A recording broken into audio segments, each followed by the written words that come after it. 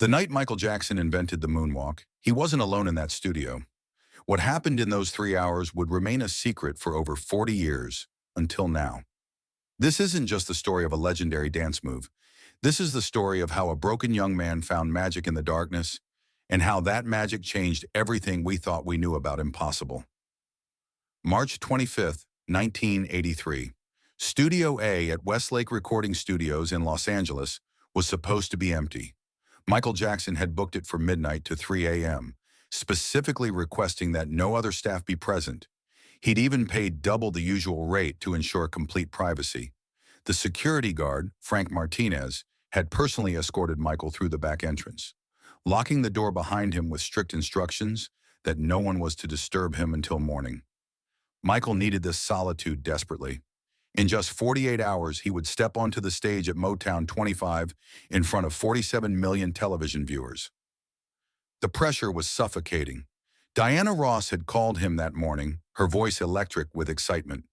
"Baby, this is your moment," she'd said. "The whole world will be watching."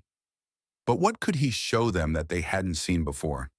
The studio felt like a cathedral in the darkness, vast and echoing with the ghosts of all the great performances that had been born within these walls. Stevie Wonder had recorded here. Marvin Gaye had poured his soul into these microphones. And now it was Michael's turn to add his magic to the sacred space. If only he could figure out what that magic was supposed to be. Michael sat alone on the cold floor, his back against the massive mirror that covered the entire north wall. The studio lights cast harsh shadows across his face, making him look older than his 24 years. His hands were trembling, not from cold, but from the weight of expectation that seemed to press down on him like a physical force. Everyone was counting on him. Berry Gordy, who had built an empire on the dreams of young black performers like Michael. His brothers, who looked to him as the family's meal ticket and creative genius. His mother, Catherine, who prayed for his success every night. His father, Joe, whose approval Michael still craved despite everything. The millions of fans who would be watching, expecting him to transcend every performance they'd ever seen. But most crushing of all was the pressure Michael put on himself. He'd been rehearsing the Billie Jean routine for weeks with his choreographer, perfecting every spin, every gesture, every breath. The steps were flawless, the timing was perfect, but something was missing. That indefinable element that separated good from legendary, competent from transcendent. He stood up and walked to the center of the room, where a single spotlight created a circle of warmth in the darkness. This was where he would either find himself or lose himself completely. There was no middle ground, not at this level, not with stakes this high. That's when he heard it, a soft tapping sound coming from the control booth above, rhythmic and deliberate. Michael froze, every muscle in his body tensing. The studio was supposed to be empty. Security had assured him of complete privacy. Frank Martinez had personally checked every room, every closet, every corner where someone might hide. But there it was again, tap, tap, tap. Like someone was keeping rhythm with their fingers, but not just any rhythm. It was the exact syncopated beat of Billie Jean, the pattern that had been running through Michael's head all evening. "Hello?" Michael called out, his voice echoing strangely in the vast space. The acoustics here were designed to capture every nuance of sound, and his call seemed to bounce off the walls and come back changed, distorted. The tapping stopped abruptly, leaving a silence so complete it felt oppressive. Michael's heart began to race. This wasn't right. No one should be here. No one could be here. He thought about calling security, about walking out and coming back another night. But something held him in place, a curiosity stronger than his fear. "Is someone there?" he called again, louder this time, authority creeping into his voice despite his nervousness. "This is a private session." Then from the shadows near the back of the studio, where equipment cases created a maze of dark corners, a voice spoke. It was calm and gentle, but with an underlying authority that made Michael's spine straighten involuntarily. "You're fighting yourself, young man. That's why it's not working." An elderly black man stepped into the light, moving with a grace that seemed to defy his apparent age. He was maybe 70 years old, his silver hair neatly trimmed, wearing a simple hand-knitted gray sweater and dark pants that had seen better days. His shoes were worn but well maintained, the kind of shoes that had danced across countless floors. But it was his eyes that caught Michael's attention and held it. They were dark brown, almost black, and they held the kind of deep wisdom that only came from decades of movement, of understanding how the body could tell stories that words never could. "Who are you?" Michael asked, taking a step back, but not out of fear. Something about this man's presence was calming rather than threatening. "How did you get in here? Security checked everything." The man smiled, and something about that smile made Michael's defensive walls begin to crumble. It was the kind of smile that belonged on a grandfather's face, warm and knowing and completely without judgment. "Son, I've been in places like this longer than you've been alive," he said, his voice carrying the hint of an accent that Michael couldn't quite place, something southern but refined. "Security guards see what they expect to see, and they don't expect to see old men who move like shadows." The stranger's eyes twinkled with gentle mischief. "As for who I am, that's less important than why I'm here." "And why are you here?" Michael found himself asking, though part of him wasn't sure he wanted to know the answer. "I'm someone who's been watching you rehearse," he said, pointing to the booth with a finger that bore the calluses of a lifetime musician. "And I can tell you're trying too hard to be perfect instead of trying to be true." Michael felt something stir in his chest, a recognition that this stranger had identified exactly what was wrong. "I don't understand," he said, though something deep inside told him this man was right. "Perfect is what I need to be. Perfect is what everyone expects." "Expectations," the man said, beginning to move with a fluidity that defied his age, "are just other people's limitations trying to become yours." He moved closer to Michael, and as he did, the air in the studio seemed to change, becoming charged with possibility, electric with potential. "What you're trying to do tomorrow night, it's not about showing them what you can do. It's about showing them who you are. And who you are, Michael Jackson, is someone who moves like gravity doesn't apply to you." The way he said Michael's name was different from how everyone else said it. There was no star-struck awe, no sense of celebrity worship. He said it like he was talking to a person, not a performer, like he was seeing Michael the man, not Michael the icon. "How do you know my name?" Michael asked. "How do you know about tomorrow night?" "Child," the man said with another one of those warm smiles, "everyone knows about tomorrow night, but most people think they know what you're going to do. I'm here to help you figure out what you're supposed to do." But who was this mysterious man? Michael had never seen him before, yet something about his presence felt familiar, like coming home after a long journey. The way he moved, the way he spoke about dance as if it were poetry in motion, the way he seemed to understand exactly what Michael was struggling with. "I've been dancing since I could walk," Michael said, defensive but curious. "I've studied every great performer, James Brown, Fred Astaire, Gene Kelly, the Nicholas Brothers. I know how to move." "You know how to perform," the man corrected gently, his voice carrying no criticism, only understanding. "But tonight I'm going to teach you how to float. There's a difference between moving and flowing, between stepping and gliding, between dancing and transcending." He walked closer to Michael, his movements still graceful despite his age. "Tell me, son, what does the music feel like in your body when you're not thinking about steps?" Michael considered this. Like, like electricity, like every note is connected to every muscle." "Exactly," the man said, his eyes lighting up with approval. "Now what if I told you that electricity doesn't follow straight lines? What if I told you it curves and flows and finds its own path? What if your body could do the same?"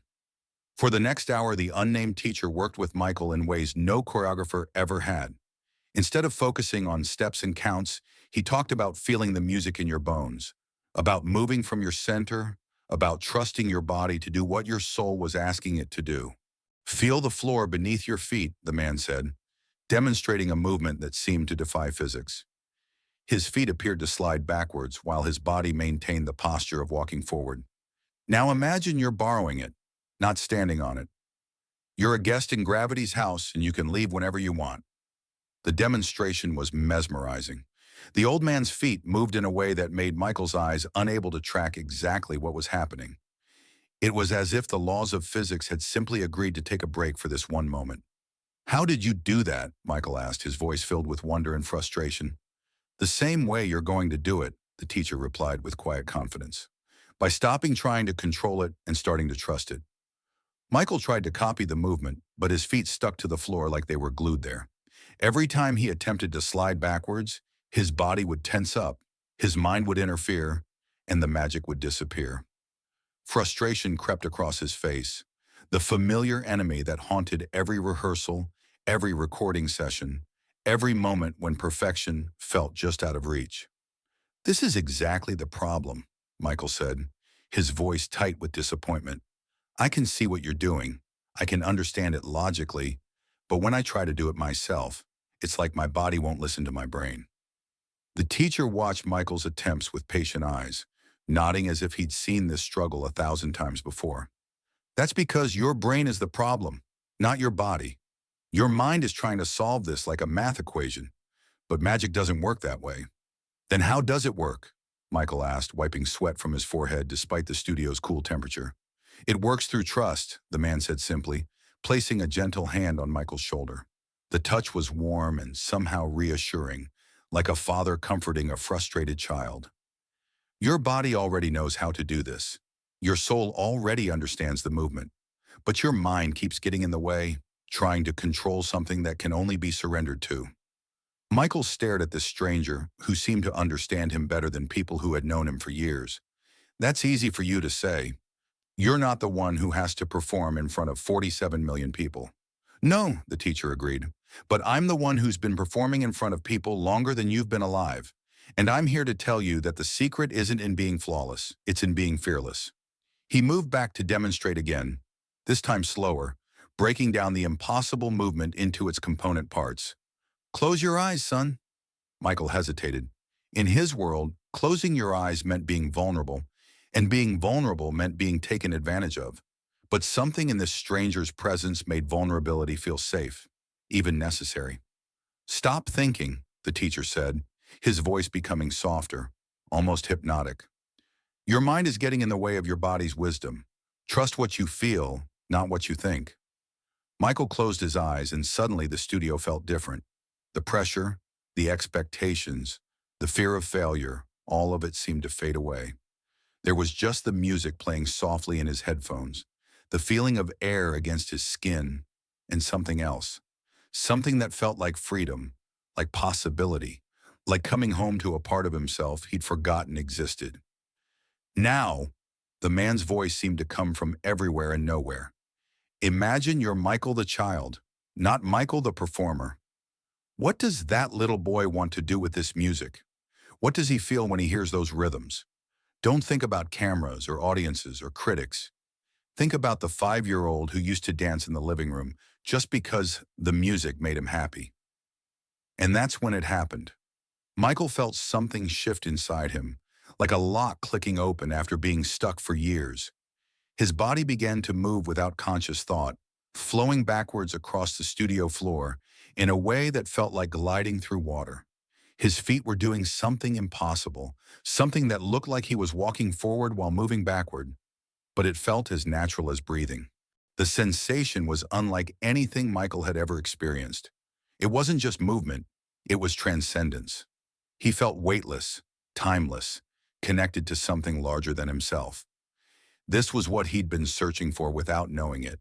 This feeling of perfect harmony between intention and action, between effort and effortlessness. When Michael opened his eyes, the older man was smiling with tears streaming down his face. "There it is," he whispered. "There's the magic you've been looking for." But the magic wasn't just in the movement. It was in what Michael had found within himself. For the first time in years, he wasn't performing for anyone else's approval. He was moving for the pure joy of it, the way he had as a little boy in Gary, Indiana, before the world had expectations of him. "What did I just do?" Michael asked, breathless with wonder and disbelief. "You stopped trying to impress and started trying to express," the teacher said, his voice thick with emotion. "And when you do that, impossible things become inevitable." They worked together until nearly 3 a.m., with the mysterious teacher showing Michael variations of the move, how to make it smoother, how to make it his own. But more than technique, he was teaching Michael about the space between effort and magic, the place where true artistry lived. "Who are you, really?" Michael asked as their session was winding down, the question that had been burning in him all night finally demanding an answer. "You move like you've been doing this forever. You teach like you understand things about dance that most people never even think about." The man was quiet for a long moment, gathering up a small worn duffel bag that Michael hadn't noticed before. It looked like it had traveled to countless venues and rehearsal halls, carrying the tools of someone who had devoted his life to the art of movement. When he finally spoke, his voice carried the weight of history, of decades of performances and teachings, and moments like this one. "My name is James Brown Sr.," he said, looking directly into Michael's eyes. "And I've been waiting my whole life to teach someone who could do what you just did." Michael's mouth fell open, his mind racing to process this information. This wasn't the James Brown everyone knew, the godfather of soul who commanded stages across the world with his explosive energy and revolutionary moves. This was his father, a man whose name had been lost to history, but whose understanding of movement was apparently legendary. "But James Brown is," Michael started, his voice trailing off. "My son," the elder Brown finished, a note of pride mixed with something deeper in his voice. "And he learned everything he knows about moving from me. But you, Michael Jackson, you just did something neither of us ever could. You found the space between gravity and grace, between effort and effortlessness." The revelation hit Michael like a physical blow. He'd just spent 3 hours learning from the man who had taught the teacher, the hidden master behind one of music's greatest performers. James Brown Sr. had been watching from the shadows of music history, waiting for someone who was ready to receive his deepest wisdom. "I don't understand," Michael said, his voice barely above a whisper. "Why me? Why tonight? How did you even know I'd be here?" James Brown Sr. smiled that gentle smile that had become familiar over the past few hours. "Son, when you've been around music as long as I have, you learn to recognize when someone is struggling with the same demons you once fought. I've been watching you for months, seeing you chase perfection instead of purpose." He sat down on a nearby equipment case, his movements still graceful despite his age. "You remind me of my boy when he was young. So much talent, so much drive, but so afraid of not being good enough that he sometimes forgot to be himself." "How did James Brown get past it?" Michael asked, genuinely curious. "He learned what you learned tonight," the older man replied, "that the most powerful performances come not from showing people what you can do, but from sharing who you really are. When my son stopped trying to impress and started trying to express, that's when he became the godfather of soul." As James Brown Sr. prepared to leave, Michael felt panic rising in his chest. This night had changed something fundamental in him, and the thought of never seeing this teacher again felt unbearable. "Wait," he called out. "Will I see you again? Can we practice more? There's so much more I want to learn." James Brown Sr. turned back with that same gentle smile that had calmed Michael's fears hours earlier. "You don't need more practice, son. You need more courage. The move is yours now. But more importantly, the feeling is yours. Don't let anyone take that away from you." "But what if I mess it up?" Michael asked, the familiar fear creeping back into his voice like an unwelcome visitor. "What if I freeze up there? What if the feeling disappears when I need it most?" "Then you mess it up," the teacher said simply, his words cutting through Michael's anxiety with startling clarity.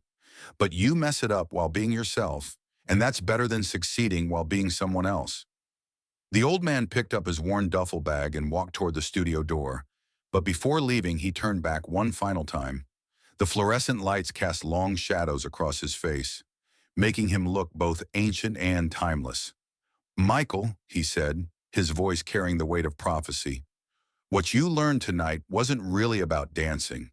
It was about flying while staying grounded, about being extraordinary while remaining human. Don't forget that.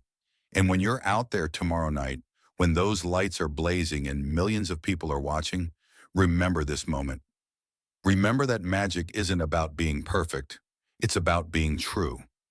The door closed behind him, leaving Michael alone in the studio. But he wasn't the same person who had entered 6 hours earlier. Something fundamental had shifted, not just in how he moved, but in how he saw himself, in how he understood the relationship between artistry and authenticity. 2 days later, on March 25, 1983, Michael Jackson stepped onto the stage at Motown 25. When he glided backwards across that stage, seemingly defying the laws of physics, 47 million viewers watched in stunned silence before erupting into the kind of applause reserved for witnessing the impossible. But what the audience didn't see was a smile that crossed Michael's face just before he started the move. A smile that wasn't for the cameras or the crowd, but for an old man in a gray sweater who had taught him that magic lived in the space between trying and trusting. The standing ovation lasted for nearly 5 minutes, but Michael barely heard it. In that moment, gliding across the stage with perfect grace, he wasn't thinking about technique or timing. He was feeling that same sense of weightlessness he'd discovered in the empty studio, that feeling of moving between worlds, of dancing on the edge of possibility. Years later, when reporters asked Michael about the moonwalk's origins, he would always give credit to street dancers and other performers who had influenced him. He never mentioned James Brown Sr., not because he was ungrateful, but because he understood that some magic is meant to remain mysterious. Some teachers prefer to work from the shadows, and some gifts are too sacred to be explained in interviews. The moonwalk became more than just Michael's signature move. It became a symbol of transcendence, of the human ability to rise above physical limitations through art and authenticity. Every time Michael performed it, whether in concert halls or music videos, he carried with him the memory of that night when a stranger had appeared in a studio to remind him that the most powerful magic happens when you stop trying to be perfect and start trying to be yourself. In his private moments, Michael would sometimes practice the moonwalk alone, not for performance, but for the feeling it gave him. That sense of weightlessness, of moving between worlds, of dancing on the edge of possibility, it was his way of reconnecting with that magical night when a mysterious teacher had shown him that the impossible was just another word for undiscovered potential. The night Michael Jackson invented the moonwalk, he wasn't alone. He was with a master who understood that great art comes not from showing people what you can do, but from sharing who you really are. And in that 3-hour lesson in an empty studio, Michael learned that the most powerful magic happens when you stop performing and start flying. This is the story they never told you about the moonwalk. Not because it wasn't true, but because some truths are too beautiful to be believed, and some magic is too precious to be explained.